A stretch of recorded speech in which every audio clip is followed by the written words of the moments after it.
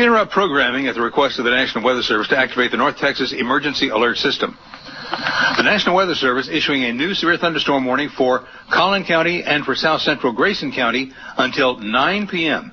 A severe thunderstorm is located near Guntor, or about 13 miles north of McKinney, and is drifting southwest at 5 miles per hour. The storm may contain gusty winds up to 60 miles per hour. Once again, a severe thunderstorm warning for northwestern Collin County and for south central Grayson County until 9 p.m. A severe thunderstorm located 13 miles north of McKinney, drifting southwest at 5 miles per hour. The storm may contain 60 mile per hour wind gusts. All North Texas stations affected by this alert are requested to relay the preceding message.